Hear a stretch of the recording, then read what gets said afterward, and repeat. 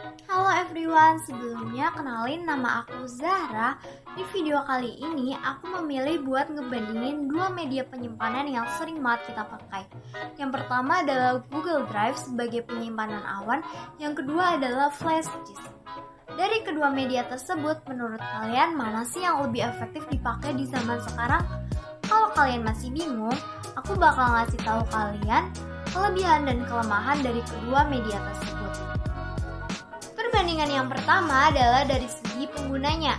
Flash disk digunakan oleh hampir semua kalangan, mulai dari anak SMP, SMA, guru-guru, dosen, pekerja-pekerja kantoran, dan sebagainya.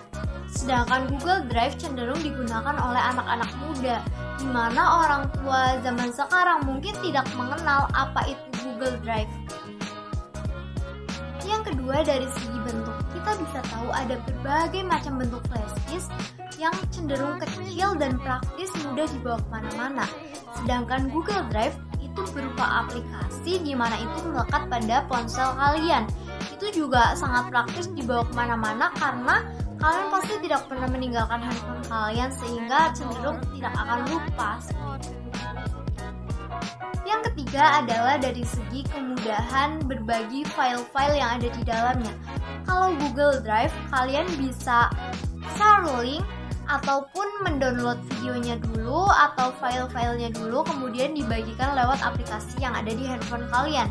Sedangkan flash disk juga bisa digunakan di handphone, namun harus memakai perantara seperti OTG dan sebagainya. Tapi itu juga bisa menjadi kelebihan karena flash disknya tinggal dikasih ke teman kalian akan menyambungkan kepada laptop mereka dan mereka tinggal menyalin semua filenya dengan mudah. Kalau Google Drive cenderung harus satu-satu seperti itu. Yang keempat adalah flash disk itu karena berupa barang yang nyata, maka kalian membutuhkan uang, sehingga cenderung lebih mahal dan penyimpanannya itu terbatas. Sedangkan Google Drive memiliki penyimpanan yang cukup luas dan tanpa kalian harus mengeluarkan biaya untuk menggunakannya.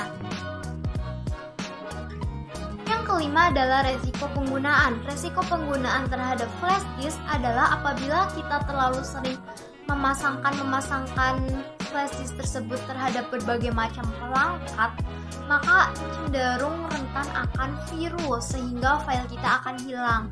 Sedangkan untuk Google Drive sangat rentan terhadap hack. Jadi ketika kalian menyimpan ke Google Drive, saya sarankan untuk file-file yang kerahasiaannya tidak terlalu tinggi karena sangat mudah untuk dihack.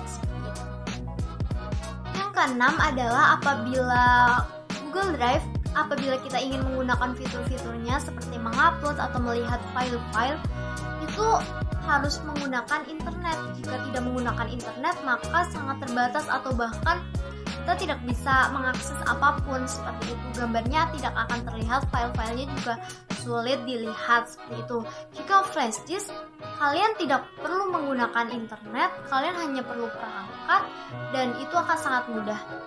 Pun zaman sekarang flash disk itu ada yang sudah memiliki sambungan untuk handphone, jadi kalian tidak perlu menggunakan OTG lagi. Nah, dari semua perbandingan tersebut, menurut kalian mana nih yang lebih efektif digunakan pada zaman sekarang?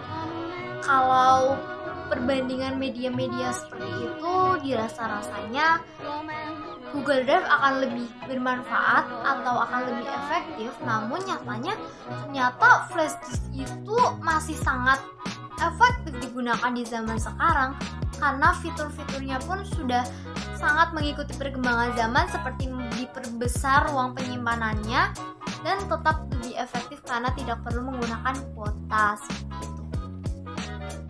Jadi teman-teman, walaupun aku ngebahas tentang perbandingan dua media penyimpanan, tapi aku tetap akan ngerekomendasiin 4 channel YouTube yang sangat bermanfaat bagi kalian. Yang pertama adalah Nihongo Mantaku. Kalian pasti tahu itu punya Jerome Pauline. Dan sekarang itu channel-channelnya tidak hanya tentang kehidupan di Jepang, tapi ekspor satu Indonesia. Jadi kalian itu benar-benar pengalaman banget buat kalian. Kemudian yang kedua adalah punyanya Maudy Ayunda. Channel Maudy Ayunda itu benar-benar ngebangun karakter baik kalian. Kemudian yang ketiga adalah Clarin Hayes. Dan itu kalian bisa belajar tentang seputar kesehatan sehari-hari kalian yang sangat relate dengan kalian. Yang keempat adalah channelnya Narasi TV. Sebagai mahasiswa kita harus tahu tentang keadaan yang ada di Indonesia, dan di situ dibahas secara lengkap apa saja sih polemik-polemik yang ada. Sekian dari saya, terima kasih sudah menonton. Bye-bye.